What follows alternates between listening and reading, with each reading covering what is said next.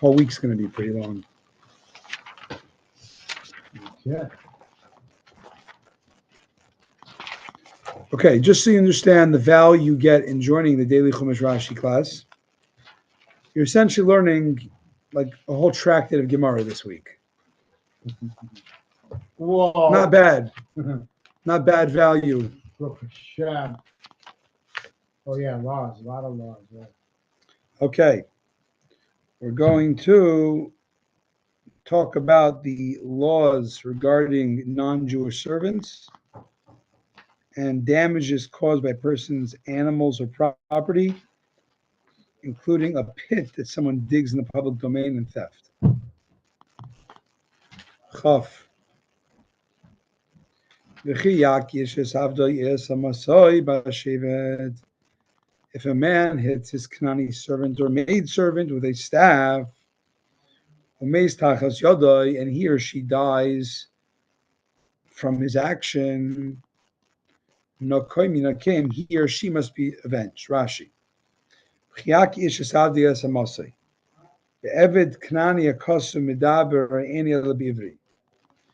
What is it saying? You hit your servant, your slave. We know from yesterday there's two types of slaves. There's a Jewish slave, which is more like an indentured servant for a period of time. And there's a the Canaanim, the non-Jewish Canaani slave, who's more like property and owned for a long time. So he's saying it's talking about the Eved Canaani, the non-Jewish slave, non-Jewish servant. And then the Rashi's, how do I know? Maybe it's the Jewish servant. It just said servant. So it tells you kikas before it is. It says later in verse 21, this type of slave is your property. So what property is owned to you forever. So too, the servant that is owned forever is we're talking about here. And that is who? That is the non-Jewish servant.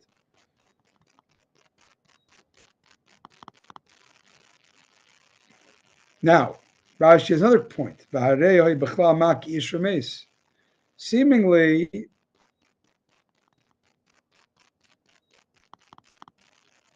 we know if you hit a person, any human being, and they die, you get the capital punishment. So why are you specifying here?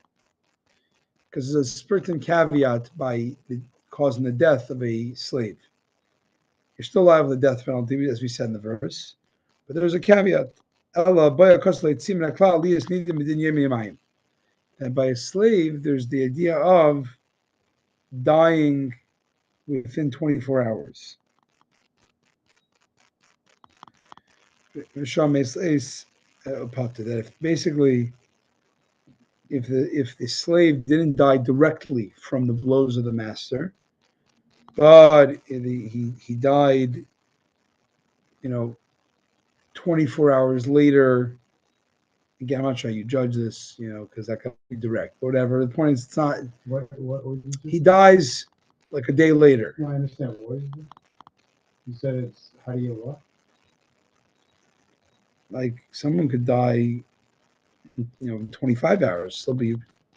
It could still be related to the attacker. Mm-hmm.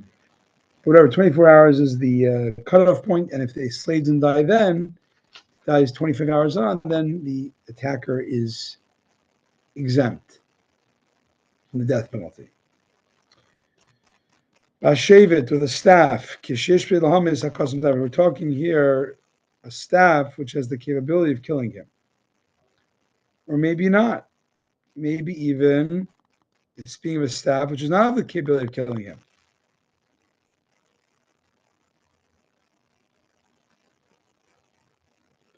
Comes to teach you by a fully fledged Israel. If he struck him with a fist-sized stone that can cause death and he died, he must be put to death.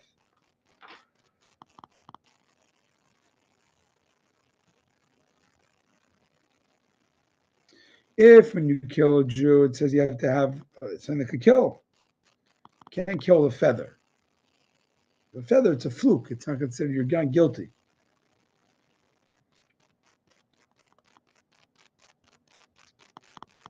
If a Israelite, a fellow Jew, it's much more severe, and still you only get punished with the death penalty if it was davar shish v'dilamis, with the instrument that could kill, that had killing capability, and that to be an aver shukidilamis because it had to be a limb that would have been susceptible to being killed from that touching that limb. So how much more so a slave, which is not a full-fledged Jew, you're not guilty unless you use, a real weapon that can kill in a real part of the body. So that's why it's adding that.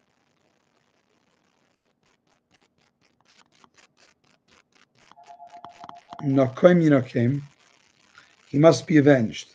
So here's the thing, if the master kills the slave and he dies within 24 hours, the master's put to death. This is probably unheard of in that world back then. That a master of a slave can face charges for killing his slave. I don't think that was the way it worked. This is, it seems the whole slave thing is a little bit, arcane to us, but it's definitely was a very advanced. It was definitely progressive human rights for the time. Cherev nekem is nekambris. Chavalev. Achim yemimayim yamoid. Will you come? Kigaspehu. However, if he remains alive for 1 or 2 days, he shall not be avenged, for he is his master's monetary property. If, however, he remains alive for 1 or 2 days, he shall not be avenged.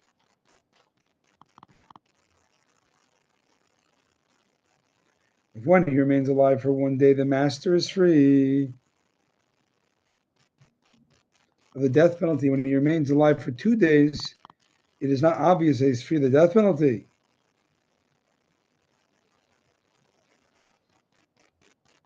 If for 1 day he's innocent, he's exempt. So I say 1 or 2 days. If 1 day is the cutoff, then 2 days for sure is you're innocent. You're not, you don't get killed. You don't get death penalty. So it's saying a yoim that's like Yemaim. What's a day that's like 2 days? A 24-hour period. Well, you come, what? 1 to 2, what? It says 1 or 2 days. Right. Which one? Right. Is it 2 or 1? He said it's 1. So why are you saying 2? Right. A day, so it means a day, it's called a day that's like 2 days. What's a day that's like 2 days? 24 hours.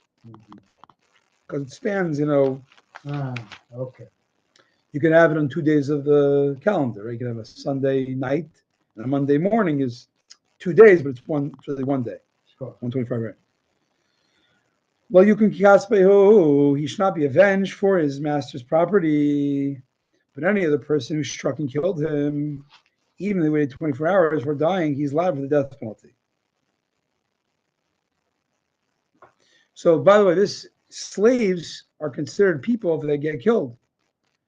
If the master has a certain less culpability, if the guy died after 24 hours. What are you percolating about this? What's percolating? Percolating, Michelle? No, I mean, you can see the primacy of the idea of property here, that the death is Less considered guilty. primarily, I mean, it's wrongful death, civil damages, that type of thing. There's no damage to the owner if he's killing his own servant. Yeah, you can't. There is. If the servant dies in 24 hours, the master's killed. I mean, there's no damage the owner could claim. I mean, killing his own servant, right? I mean, he would be the. We're not talking the damage. Somebody else kills him, the owner. We're not talking about that. You're probably right. But I'm just trying to see. We're trying the murder aspect. Pictured it back then. Yeah, the murder aspect. Do slaves are they people enough that if someone kills them, they get the death penalty? That's the question here. The answer is yes. Yeah. The master has to just, if it's kind of like death, but it wasn't as obvious, it was a direct result of his blow, he's let off. Yeah. The question is why? It's Like, tough to take by today's standards, but I can see that. why would we give the master an extra kind of a get out of jail free card? You know, he dies at 26 hours, you get out of jail free. I don't know. What does it say here? Sometimes the Uzdim team does a good job in the Chumash. You percolate. That means you percolate. You would. Percolating or Yeah, that means ruminating? ruminating. Ruminating. Percolating means thinking. What's the difference of ruminating? You're reminding me I need coffee.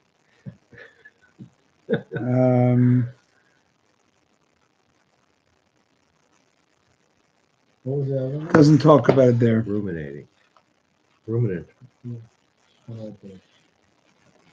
Think about things. Okay, so Okay, I'm going to get the book for later. And look at the Chinuch. Percolating means could be means thinking. Ruminating means what? ruminating. Ruminating means what? Like a cow that chews its cud is called a ruminant. Okay. Ruminant. But that has to do with food, but you can also apply it to thinking. Okay. Okay, just to, I know it's late, but we're just, You're finding out why Nathan gets off? yeah, exactly. What's the logic? Is there a logic?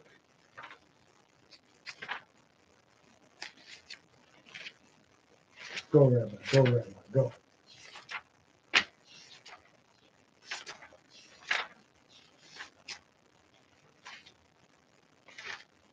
I don't know. Could be it's dealt with elsewhere.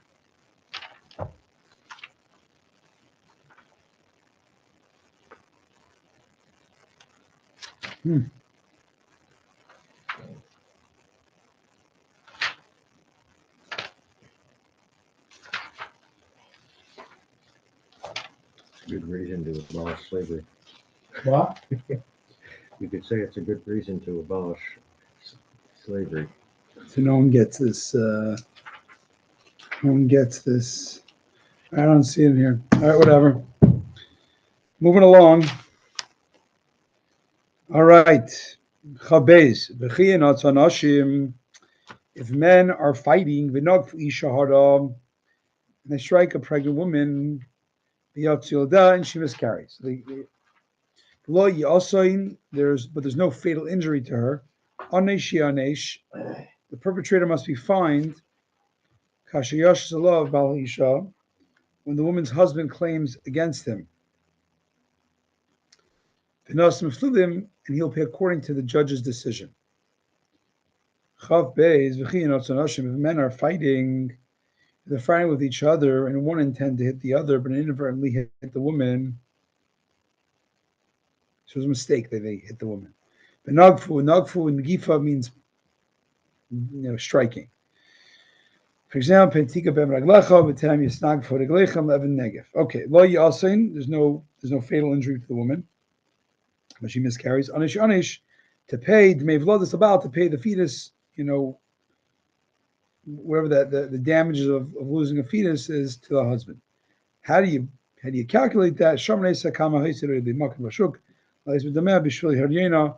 We evaluate how much more she was worth to be sold as a maidservant in the market on account of her pregnancy. The perpetrator must be punished. The term means the court shall make him pay money, as we find, and they shall fine him 100 silver shekels. Kasher Yashalav Gaimar, as he places upon him, it means when the woman's husband claims against him in court, to impose upon a fine for this.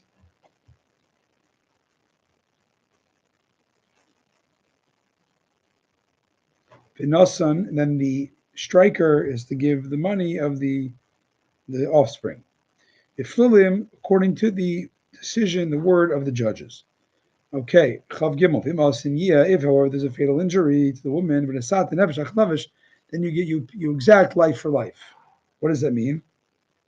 If the woman is killed by mistake, then you have to give you have to pay life for life. What does that mean?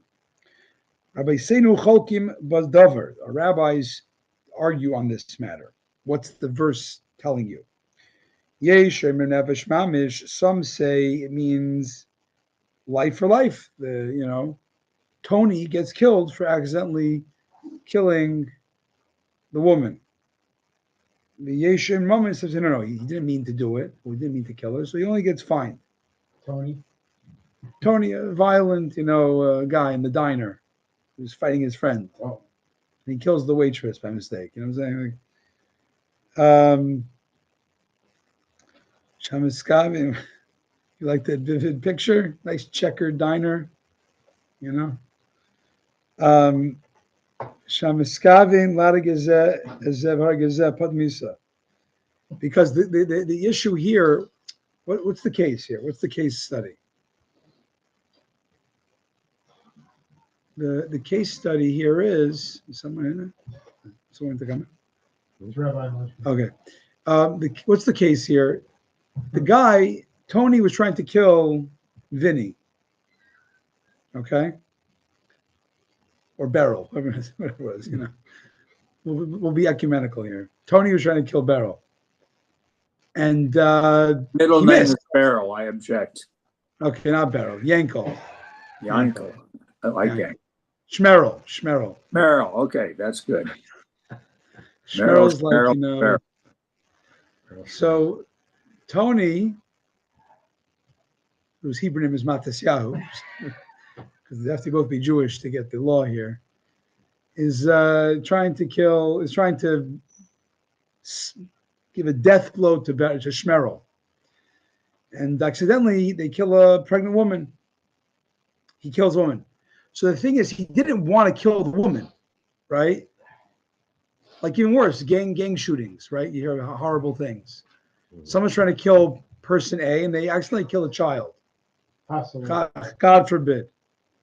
So the question is that murder? The problem, it was intentional murder, but not to the victim. So there's an argument in the Gemara. Some say that because you had murderous intent, I don't care that you didn't mean to kill this victim. You were put to death. It's murder. Some say no, because you didn't intend that victim, you're patur, you're exempt. And then you pay to the heirs of the victim the value, whatever a life is, valued at, slave value, whatever the market value is. Okay, Chav Gimel, we did that next. Are we paskin? I have no idea, because we're not learning halacha l'maisa. We're just learning. Okay. We're learning, Rashi is giving us a little bit of a. Okay. Is there a thermostat anywhere we can adjust? Yeah, we did. You did. I think it's getting warmer. One of the values, I think, of being in a cold room is that I'm staying awake. That was my logic. The computer's here, and my alertness is slightly heightened. Very well. I'm good. I'm gonna get some coffee. Yeah. Ayin tachas ayin, eye for an eye, shein tachas shein, tooth for a tooth, yod tachas yad, hand for a hand, regel tachas regel, a foot for a foot. Eye for an eye. What does it mean? A person blinds his friend's eye. You have to pay the value of the eye, of how much his market value as a slave would go down in the marketplace.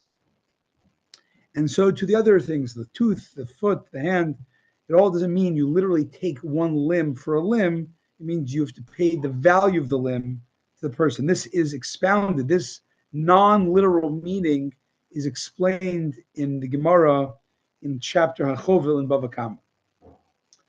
Chav hey kviya tachas kviya petz tachas patza. Payment for a burn for a burn, and a wound for a wound, and a chabura for tachas chabura, a bruise for a bruise. Rashi kviya tachas kviya. What's a bruise? What's a burn for a burn? Kviya, Rashi translates this unusual Hebrew word as michvas eish. Means a burn caused by fire. Until now, he spoke.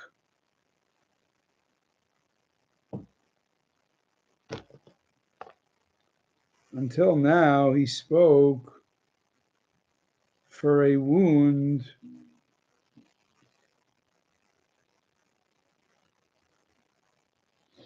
Until now, he spoke about a wound that had a depreciation value. But now,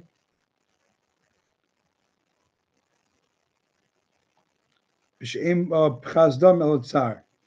now in this verse, scripture is speaking of injuries that do not cause depreciation market value, but just pain. For example, if he burned him on his fingernails with a hot spit, we estimate how much a person would be willing to be paid to suffer such pain.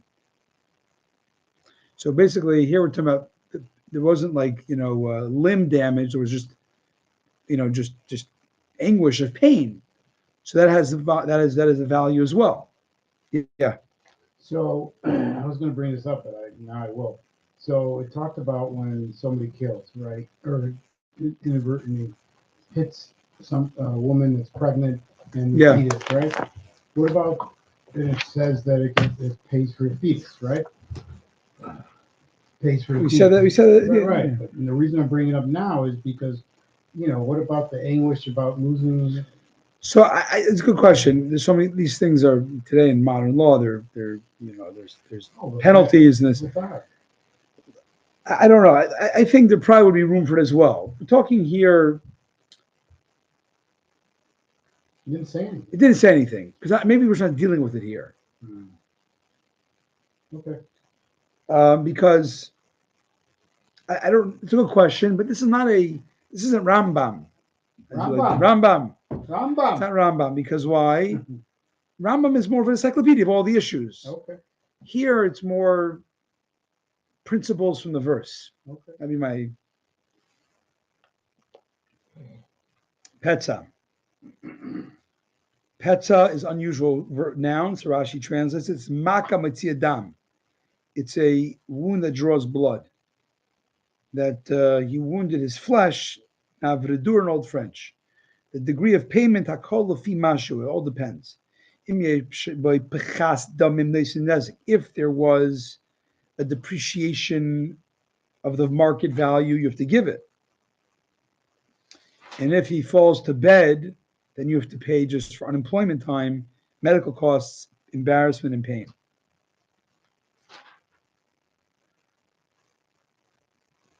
Which is the same thing by the woman. All these things, she went through embarrassment and pain and medical costs. Like so all that, I think would be added on. I think so.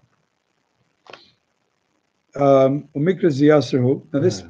this part of the verse is apparently superfluous because why do you have to write three types of wounds? A burn, an open wound, a bruise, like just any type of, strike, you have to pay for it. So the rabbis expound there in the Gemara in HaChevel. This is in Bava Kama, famous Gemara, right? The one about damages. That that you have to pay for pain. So they say the reason we're saying all this is to say that even when you paid the guy a lump sum because of his devaluation in the marketplace, which is we call damages, you might think, okay, like I paid you $1 million for the guy for cutting off his arm. Why should I pay him the pain aspect? See, with the pain, I bought the arm. I mean, it sounds weird to us, but like I paid him $1 million, whatever it is, done. Like the add-on pain? Because the answer is because there's two things. There's the damage. He's lacking a limb, for example.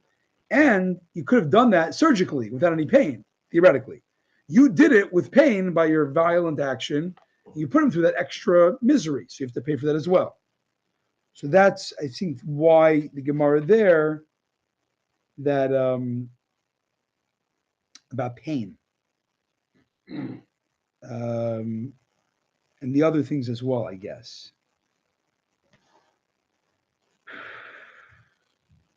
But it never said anything about it. It didn't even come near it.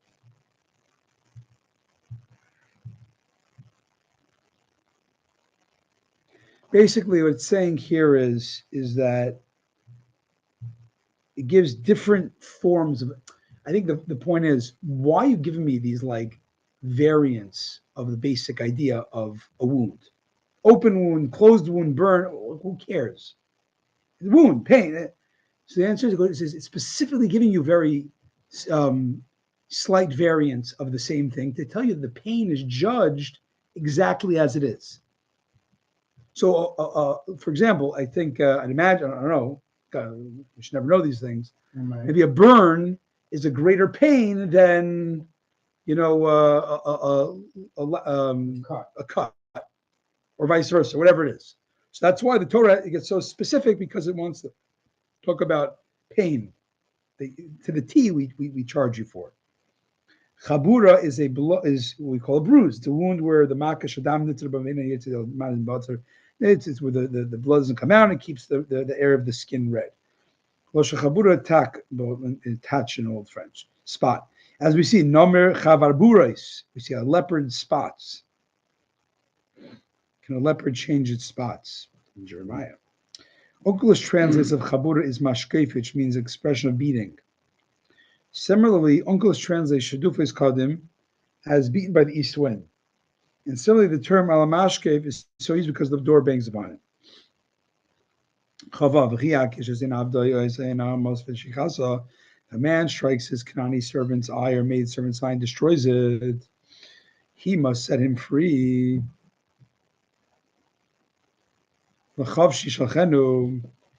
He must set him free as compensation. Thank you.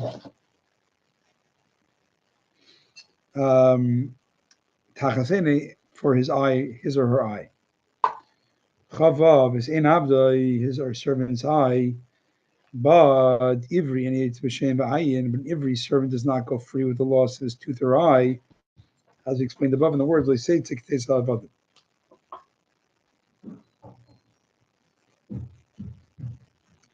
Tachas Einoi as compensation for his eye. Similarly, the 24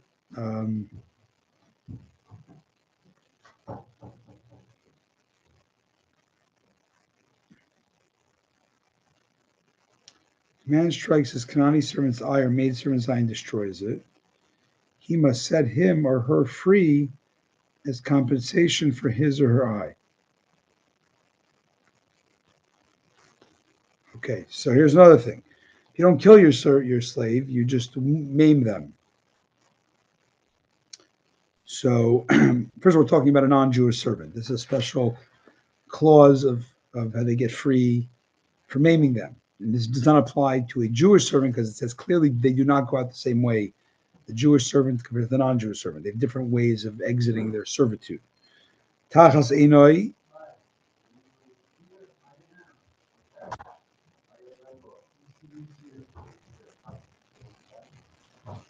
Tachas Einoi.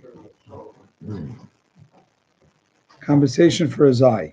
Similarly, there are 24 tips of limbs.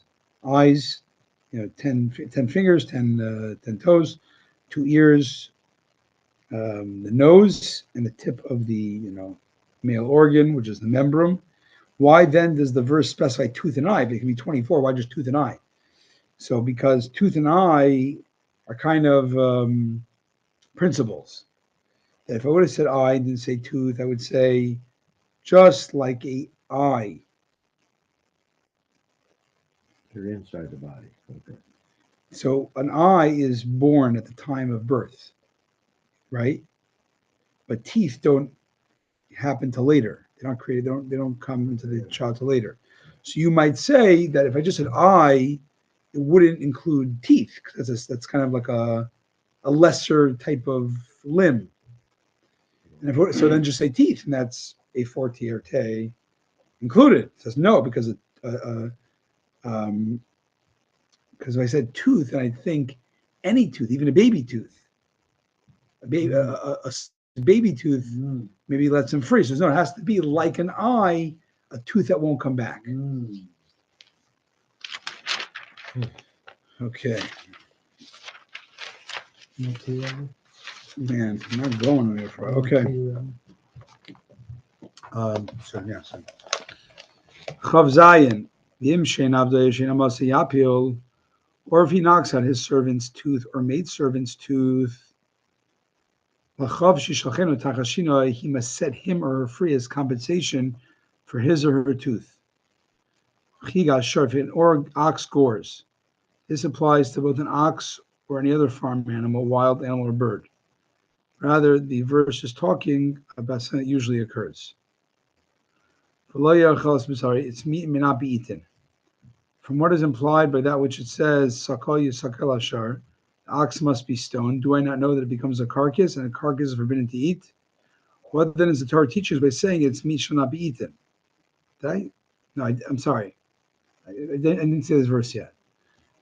Okay, Chavches. If an ox gores a man or woman, and he or she dies, the ox is stoned. Sorry, don't eat its meat. But the owner of the ox is absolved. So Rashi says, why are you repeating it? Thank you. Why are you repeating yourself? That's fine. Why are you repeating yourself that you don't eat it? Like, duh, if it's stoned, could you eat stoned animals? No. You have to shech them. So why are you saying it's stoned? Don't eat it. Like, yeah, I know. I don't eat stoned animals, and you don't eat roadkill as a rule. That's why you're stating that you can't eat a stone animal, because it's telling you a case of where, let's say, the animal killed somebody, and then before the court put it to sleep or stoned it, then you shechted it. You shechted it first, right? So they can't stone it now; it's dead. And at the end of the day, you did shecht it. It's still forbidden because it was a condemned animal. Now, ba'anominayin, what do I know? How do I know that you can't even benefit from such an animal? Said you can't eat it. Maybe I could sell it, and at least get the hide. Yeah. Bala sharnaki. It says that the owner is innocent. So what does naki mean? It can be innocent, but it also implies cleaned out. He got cleaned out from this animal. He loses all value of the animal because he can't even have benefit from it. That is the medrash of this in the Gemara. Pshuta kimashmoi, but the simple meaning, its straightforward meaning, follows literal sense. Since it says regarding a muad, the gamba levumas, since it says regarding a muad that its owner will be put to death, the Torah was required to say regarding a tam, ubala shanaki, the owner of the ox will be absolved of punishment.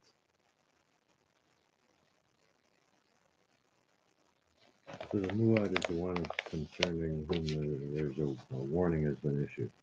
Yeah. The tam is okay. If however it is an ox has gored on previous occasions, and its owner had been warned, yet he still did not guard it, and it killed a man or a woman, then the ox shall be stoned and also its owner put to death. So if this is a killer ox, 3 times, was warned once, twice, yesterday, the day before, and this is the 3rd time, and it kills, and it says the ox is stoned and the owner is put to death. What does Rashi say? It killed yesterday before, and this is time 3. That's 3 times. Its owner had been warned. This is an expression of warning through witnesses. Huad means it was warned with proper witnesses. It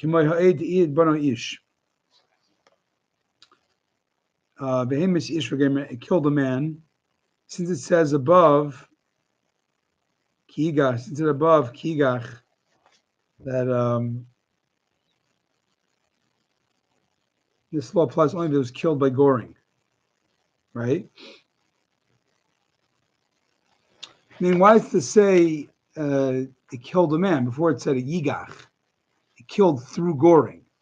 Here it says it gored previously and now it killed. Saying that even if the 3rd time, even other why does it kind of switch up the verbs? Just say goring, a type of killing.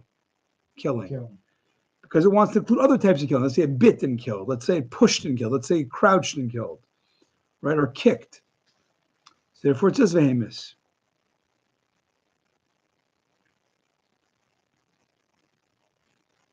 Yeah. So are we learning something about the law about warnings here? No, here, no. Here, I'm really learning about the law the of murad, animals. I mean, Yeah, but he's got to be warned 3 times. We don't just know two witnesses, but more. There's nothing. There's no greater detail about the warning with witnesses. That's all we said. It can't be like a casual observer noticed it. It has to be a formal warning.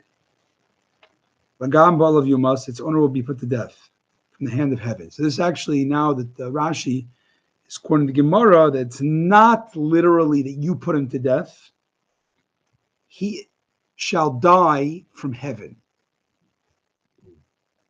Maybe it means that the court has to put him to death. So they say no.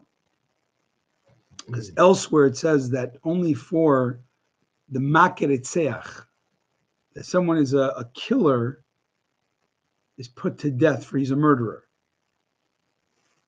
The striker is put to death because he's a killer, because he murdered. But this is death at the hand Through an animal, right?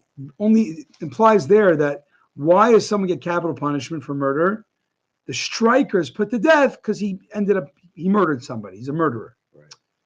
But if he's not but if he's not the one striking, and the murder doesn't come about through his direct strike, then, or his direct involvement, a gun also, would be the same thing. Then he's not put to death. So it's an exclusion learned from this verse and from the other verse. That murder has to be done. Capital punishment for a murderer is when he first degree murder. You have to it's called first degree. Okay. Have killed that victim. Okay. Yeah. But second degree would be through an ox, or it's not even second degree. It's just like these distinctions are made. Yeah. I mean, someone lets their Rottweiler out on somebody. Right. What's that called? Or doesn't watch their Rottweiler. What's that called? And someone Today's terms. Well, that's different. That's not sick it. Just you don't watch your German Shepherd and it kills somebody. What's that called? Manslaughter? No, it's an animal has done something. An animal can't be convicted, but the human can be under what I'm saying. Civil damages for the human. I mean, not the human wouldn't be a criminal. The owner wouldn't be a criminal. You wouldn't be a criminal? I think I disagree a little bit, Mike. I think if you sick your animal on somebody, that could not sick. We didn't say sick. I don't think here it's sick. Here it's just. It's not garbage. I think that's I think that's what some refer to as negligent manslaughter, and is involuntary manslaughter. Or yeah. Yeah, it's more complicated than that. Sometimes if you intended to murder A, but you in the process of trying to murder A, you murder B. But here was trying to murder. It can still be murder. So I mean, it's very nuanced. I mean, there are different distinctions. Are you looking up on chat? We're talking about letting your animal out on accident, and the animal kills somebody. I think there's still manslaughter there, but I think it's the lowest form of. Look it up in ChatGPT, and they'll let us know at the end. No, as Mike says, it's not that straightforward. The ChatGPT will summarize it. So we'll just say it's complicated. It's complicated. Okay. All right, we still got some ways to go. Okay, Crash Course of Talmud, Part 2. Page 36. Im Kofer Yushas Alav. The law is that the atonement fine shall be imposed on him. V'nosan pidya nafshay, and he shall pay whatever is imposed upon him, kechol hashishas alav, as ransom for his life. The law is the atonement fine shall be imposed on him, and he shall pay whatever is imposed on him as ransom for his life. Rashi, the atonement fine is imposed on him. Im is not conditional as an if. Here it means when. That. The law is that he gets this, he has to pay a fine. What's the fine? The ransom for his life. Whose life? The victim? Well, that's the opinion of Rabbi Yishmael. Rabbi Kiva says means no, you pay atonement for the value of your life. Yeah. So I guess you would do market value of either the victim or of the, depending on whose opinion you follow, the victim's market value or the bad owner's the owner's value. Does that create a problem for saying that the death was supposed to be death at the hands of heaven? Now, Yeah. Now it looks like death at the would otherwise be death at the hands of the court. No, it's Ransom he's for his life. Or is he you still, let a dead man walking in the sense of like he's a condemned spiritually, not spiritually, but even like morally, he is a killer. right? He just doesn't get put to death by with the electric chair by court. Court gets put But to he's death but by conceptually he's So a murderer. in concept, he's ransoming his life. Okay. So, but Okay. but there's still an argument. Right. What's the ransom for? The victim or yourself? Not- Which amount of money? For God. You're Essentially, you're paying off God. It Yeah, sounds right, like. Right. I realize we have a long Chumash and so on, but I just wanted to, yes, the co-pilot has some decent answers on this, but it does boil down to what you knew about the animal. And it could be, oftentimes it will be involuntary manslaughter, but it could be reckless homicide or criminally negligent homicide, depending on what you knew about the animal. If you knew the animal was a Right. ferocious animal and could kill somebody, And he knew. And in our that case, would he was definitely be warned. manslaughter somewhere in there. But In our case, he knew. He was warned formally twice. yeah, so that's Okay. there's criminal negligence there to be sure, and that often is in the involuntary manslaughter area. Mm-hmm. Okay, Lamed, Lamed Alf. Oiven yigach oivas yigach. If it gores a boy or a girl, Kamish B'zeh Yasaloi, this law shall apply to it. Lamed Alf. Oiven yigach. If it gores a son, a boy who is a child, a bas or a girl is a child. Fish nemra mehimis isha isha. Since it says above, he killed a man or a woman, I might have thought that one is liable only if his ox gores an adult. The Torah teaches us by saying, if he gores a boy, to make one liable for the killing of a child the same way as an adult. So the reason it says here, it applies to any human life. Okay. Laman Beis. What about a human life of a servant or a maidservant? So here's the thing: a non-Jewish servant, right, is kind of this quasi citizen. It's like somewhat Jewish, but not fully. The non-Jewish Kanani slave. So that's what we're talking about. Let's say the ox, the murderous ox kills them. Kesef Shleshim Shkalim. You have to Yitin Ladin. You have to pay 30 silver shekels to the owner of that slave or maidservant. And the ox is always, as always, is stoned. I'm talking about non-Jewish Kanani servants. You can give 30. This is a decree of heaven, decree of the Torah. It's not an evaluation thing. Whether it's a very, it's a very muscular 1,000 coin worth servant or a weak 1 coin valued servant, you pay the same 30 silver pieces for the death at the hands of an ox of this servant. And the shekel we're talking here is the same as 4 golden dinars, which are together half an ounce according to the standard weight of cologne. Half an ounce of silver. An ounce, period. I mean, what's the weight of 4 golden dinars? It's just telling you, right?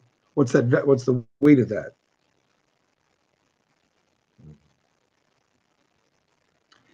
Oh, Rashi holds the opinion that gold and silver of that time weighed the same. They weighed the same. Maybe they were a little different size to make them the same. So the point is that because a dinar, a shekel is four gold is 4 dinar. Shekel's 4 dinar. So he's saying, you want to know what you get 30 of those, 30 of those silver pieces. 4 golden dinars. Okay. So 30, right.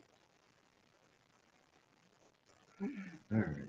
Sometimes I got to study all Yeah. this finance. And okay, moving on. Now, if a man opens a pit or digs a pit and does not cover it, an ox or a donkey falls into it. Rashi, if a man opens a pit, if it had been covered, now he uncovers it. or he digs a pit. Why does this need to be said? If for opening an existing pit, he is liable for any consequent damage, and for actually digging one, he is certainly liable. Rather, it's written to include one who digs a pit deeper after another has dug it first, that he alone is liable for any consequent damage.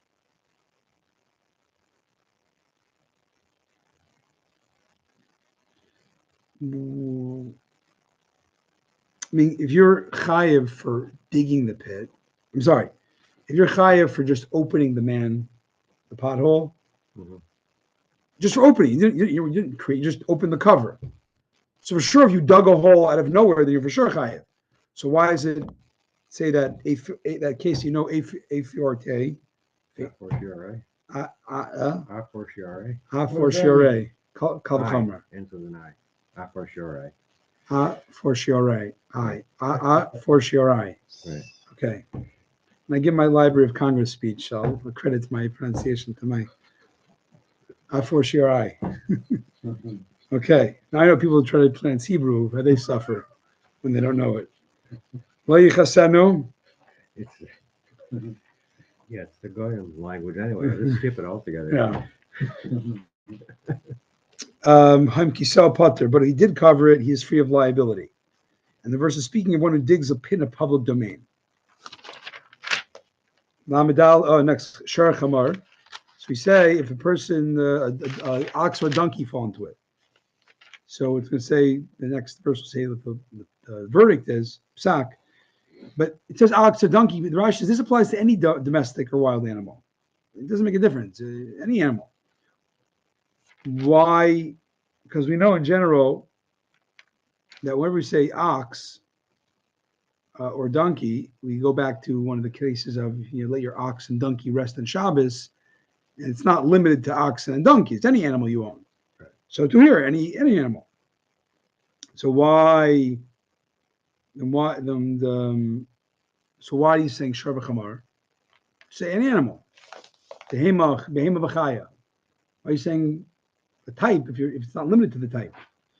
So there's a special halacha we learn about the a bar, a pit, digging a pit, a hazard in a public domain, is that there's a special exclusion, which is that if a ox falls in and dies, you pay for the ox. That excludes, that's going to imply only an animal, an ox, but not something else. Well, it's not a human. If a human dies in a pit, you don't have to pay the damages. You're not liable for the death. It's a decree of the Torah. Why? Different opinions why, whatever. Chamar, and there's a donkey to exclude vessels, that if vessels fall in, let's say an animal had a saddle of glass jars, and they crash, your putter. It's a degree, it's a special scriptural decree, doesn't necessarily make sense, logical sense. Lamadal Bala Bar Yishalem, and the owner of the pit shall pay, Kasev Yashu Levalav, he should restore the animal's full money to its owner. And the dead animal remaining its owner's property. Lamadal Balabar, the owner of the pit, the one responsible for creating the hazard, for even though the pit is not his, since he made it in a public domain, Scripture regards him as its owner to be liable for any damage caused by it.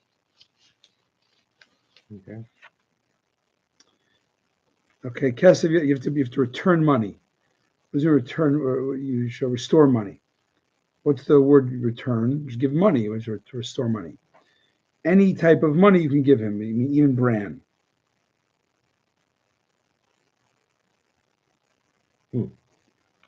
Meaning, it's telling you that for cash or items that are worth cash, movable items, everything is considered tender, legal tender. Real estate, you have to pay the best. Okay. The dead animal will belong to him. It will belong to the one who suffered the damage. We evaluate the carcass and he takes it as part payment. You pay and then he basically the dead animal goes to the owner, and the remainder you have to pay up. Okay, Lamed Hey. If a man's ox attacks his fellow man's ox and it dies,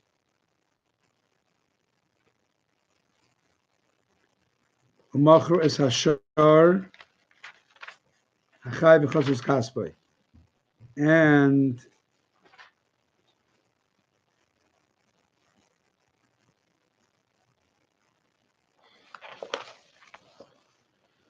if a man's ox attacks his fellow man's ox and dies, they shall then sell the living ox and divide its value. And they shall also divide the value of the dead animal. Okay. If the animal ox thrusts, whether it's attacked with its horns, with its body, or with its feet, or bit the ox with its teeth, they're all included in the term negifa, as we said earlier, which means a blow. Sharv ish. So animal attacks a person, or no, another ox. Then you divide the value of the dead animal, you divide its value, you sell the living ox, divide its value, you divide the value of the dead ox. Rashi. So this is important Rashi, because Rashi is going to tell you something you would not think. It sounds like it's a very simple formula. Ox A kills ox B. You basically divide the worth of both of them, and then you split the losses. That's not what it means. So he's going to say what it means. The ox of a man, they sell the living ox. So the Rashi is an important qualification. The case story here is with two equal ox value, two equally priced oxen. Ox A is 200, ox B is 200.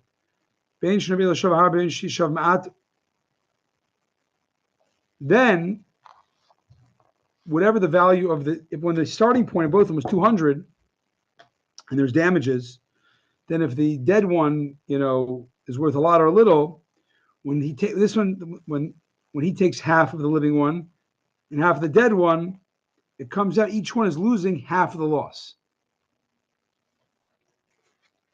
It's a long way of saying that a clean record animal that causes damage to another animal and kills it, you have to pay half the loss. And then you can learn for other cases where it's not equally starting at each, they're exactly the same price, that you have to pay half the loss of the dead animal. As Rashi does his way, but maybe I'm wrong. How do I know this? Maybe it could be the other way. Maybe even when it's not equal, you do this formula of sell the living one, sell the dead one, divide it in half. So Rashi says logic that can't be logically, because why? Because if you say that, then sometimes the attacker ox will actually gain. Because let's say he kills a very expensive ox, right? And that you're going to still get, let's say he killed $1 million ox. Even dead, it's worth, $100,000. And he was a cheap ox, the killer ox. So if you split it, he's going to gain money? It can't be. It's impossible the Torah would let the mazik niska, the attacker, the owner of the attacking animal, gain money from hurting somebody. Benefit. Or the other way, sometimes the victim would get more money out of this literal, this very literal splitting than he started out with, right? Because sometimes you have an attacker ox that's worth $1 million, and you have he kills a cheap, you have a very expensive dog, a pedigree dog, it's worth $10,000, and it kills a cheap dog, right? So you sell the pedigree dog, the mutt wasn't worth more than $10. Now he's going to get half of a poodle and get the $2,000, $5,000. Can't be. It doesn't make sense. So Rashi different here to say the case is talking by very specific law of equal value, and then you can. It means, in other words, it means you pay half the damages. And then, so you must say it's talking by equal, and you're learning from the case of equals for a case of unequal attacker and victim animals, that you always pay half the damages. Now, so why do you say in this weird way? Now, Rashi is very logical. Like, this is the last paragraph of page 40. Why the verse use this form of expression, not simply say, he shall pay for half of it, right? Mm-hmm. Like, just say, pay half. Mm-hmm. Just tell me simple. So it's telling you, because it had to go in this roundabout way, tell you one more thing. And that is that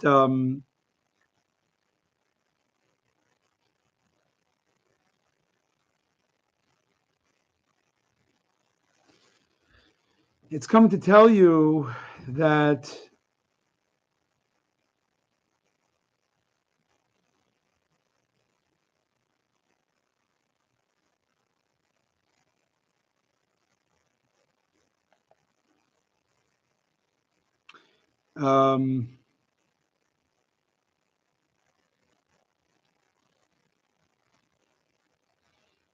basically that the way you get paid as the victim is you first get the carcass.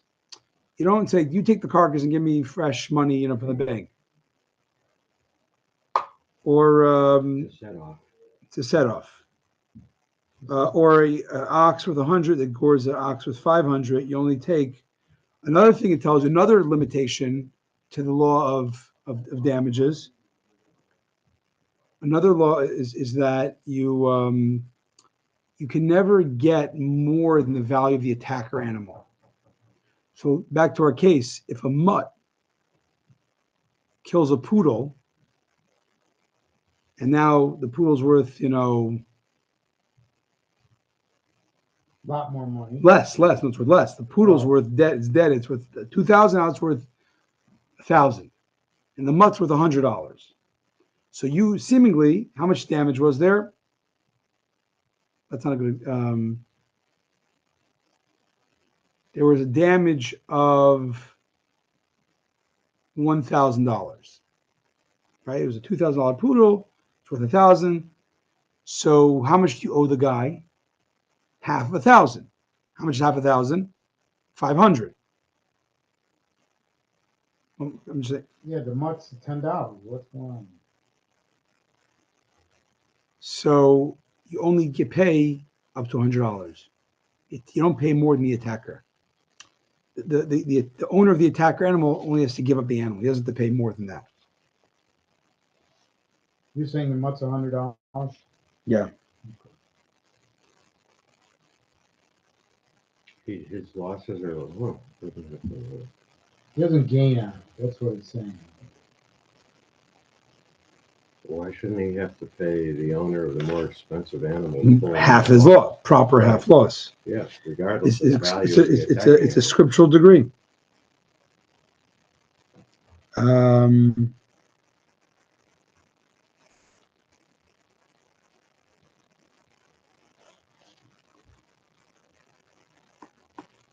Yeah. Yeah.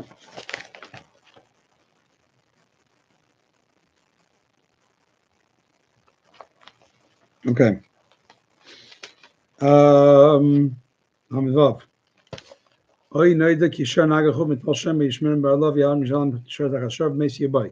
other hand, if it was known to be an ox that gored on previous occasions, yet its owner did not guard it, then its owner must pay. Then the owner must pay an ox for an ox, and the dead animal remains the owner's property. You got to be full value. Rashi, I know you do. Okay. I think there's logic, and it's just scriptural decree. It's limiting clauses. I was thinking this one was a warned. If it's warned, if it was known, warned, and it was that's a not a different tam. thing. Tam means it was innocent. It was Right. So now we're dealing with it was warned. It was warned. So three. So then you This gotta is the pay third full goring. value of- Then the owner must pay an ox full value, and again, always the dead animal belongs to the victim, and then he pays the remaining Yeah, it's a damage. set-off, yeah. Set up. Right. Lamed Zayin, Ki Ignav Yisher Sev Tzvachim Machari Chamisha. V'okar Yisham Tachas Ashoy, V'arba Tzin Tachas Aseh. The man steals an ox, sheep, or goat, and slaughters or sells it, he shall repay 5 oxen for the ox and 4 sheep for the sheep. 5 times and 4 times. 5 oxen for the ox and 4 sheep for the sheep. Lamazayin, 5 oxen. Rabbi Yechim Zakeh said, Hashem had consideration for the dignity of his creatures. For stealing an ox which walks by itself, and thus the thief did not suffer indignity by carrying on his shoulders, he pays 5-fold compensation. But for stealing a sheep which he carried on his shoulders, he pays only 4-fold, since he suffered indignity through it. The mayor said, come and see how great is the virtue of work. Different lesson. Come and see that the ox that is a working animal, you have to pay 5. But a sheep that doesn't really work, it just eats and gets fat, and then you sell at the end, then you only have to pay 4.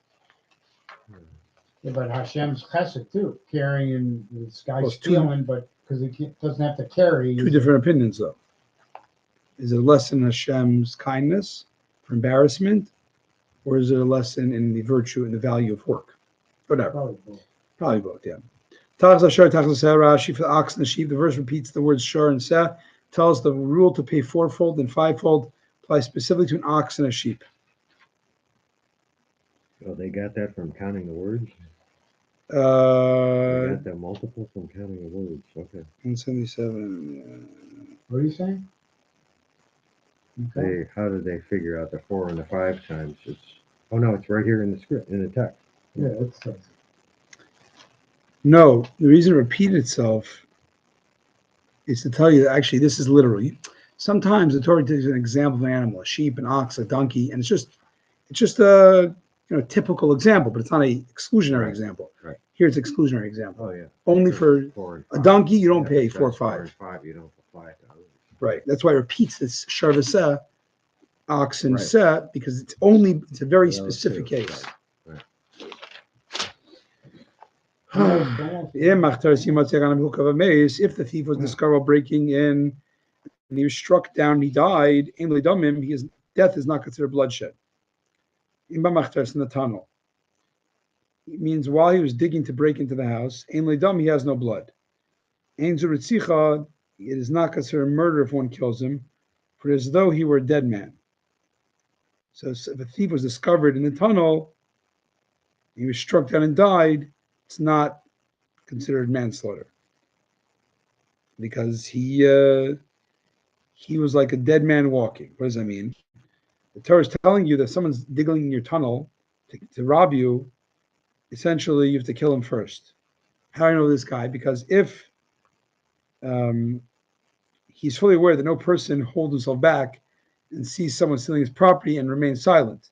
So if he's breaking into your house, he came with the intention, the owner of the property stands up against him, he will kill him. It's a very, you can assume a burglar will go to murder. And therefore, you're allowed to kill him first. Yeah, this is a very live issue today.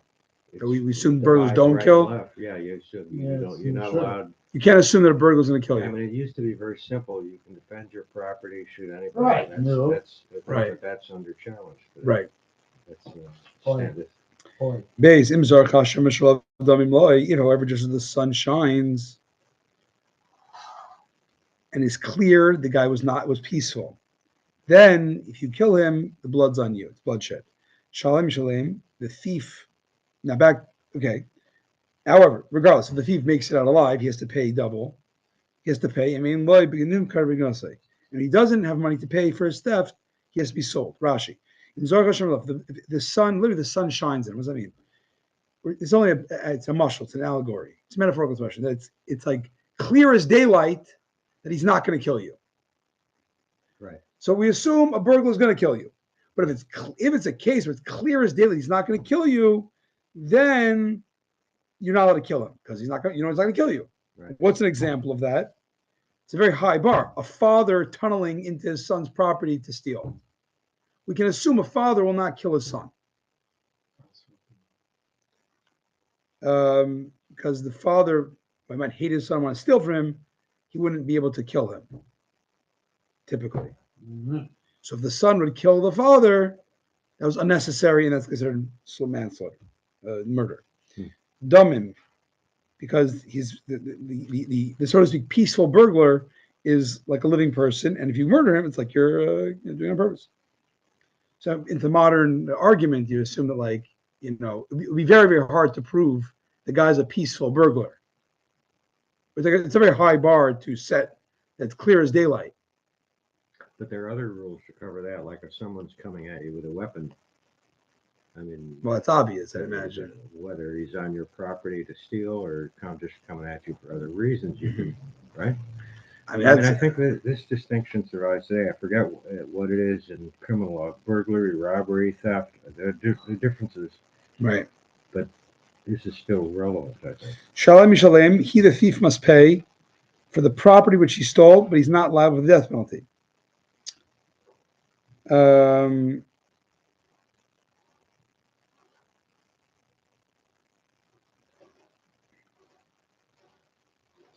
Very interesting.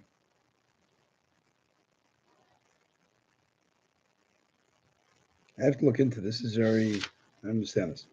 Okay, Uncleus translates it as, if witnesses saw him, he chose a different way to explain the word if the sun shines him. If witnesses discovered the thief before the householder came, and when the householder came towards him, they warned him not to kill the thief, then he, the owner, is liable for death penalty.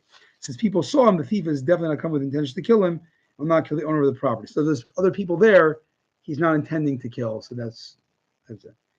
Gimel im himatzi matzi tiyad gneva misharat chamar chaim. Stolen object is actually found in his possession, whether it be an ox, a donkey, or a sheep. He shall pay 2 living animals. Gimel im himatzi matzi biyadai. The stolen object is actually found in his hand. It's found in his hand, in his possession. He did not slaughter or sell it, whether it be an ox or a donkey. In actual fact, any object, including the law of requiring double repayment for its theft, whether it be an animate or inanimate, for it says elsewhere, a sheep, a garment, or any other lost article should be double to his fellow man. Rabbi. Chaim Shalom Yishalom, he shall pay 2 living animals, but he must not repay him dead ones, but only living ones or the value of living ones. So if you find the thief, he basically made out with the heist, he gets caught, he's paid 2.